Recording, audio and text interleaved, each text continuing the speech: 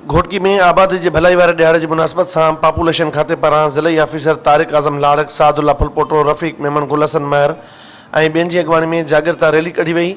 इन सवाइ मकामी होटल में सेमिनार पिणु मुनक़िद किया वियो, जंहिंमें तालुके अस्पताल के MS डॉक्टर अरबाब मलिक, हैंड्स जी मूसा जमाली, फरीदा पठान, बशीरा मलिक और बेन शिरकत कई। उन मौके ते सिंध TV न्यूज़ से ॻाल्हाईंदे मुक़र्ररनि जो चवणु हो त अॼु वर्ल्ड पॉपुलेशन डे के सिलसिले में असां वॉक करे चुकासीं। उन खां बाद में ही जेके गुड वर्कर्स आहिनि उनके अवार्ड पहिरियों माण्हुनि में हिकिड़ो जेको आहे अवेयरनेस ॾियूं त जीअं हर ॿार जे विच में घटि 2 खां 3 साल जो वक़फ़ो हुजणु लाज़िमी आहे। मुल्क जो मसलो है ऐं उनके ते कहिड़े तरीक़े से तव्हां कंट्रोल करे सघो था ऐं कहिड़े हिसाब सां जेको उनके तव्हां काबू करे सघो था त हिकु ॿार खां ॿिए ॿार जे इरादे ताईं बि घटि में घटि जेको तव्हां 2 सालनि जो वक़फ़ो कयो, इहो असांजो मेन हिकिड़ो पैगाम हुयो। असांजो मेन मक़सदु इहो आहे त असांजी पॉपुलेशन पाकिस्तान जी जेका आहे उहा स्पीड सां वधी रही आहे, उनखे इंश्योर करण लाइ असां आगाही जो मुहिम हलाए रहिया आहियूं। सेमिनार के आखिर में पॉपुलेशन खाते में बेहतर कारकर्दगी ॾेखारींदड़ मुलाज़िमनि खे मञता सर्टिफिकेट पिणु ॾिना विया।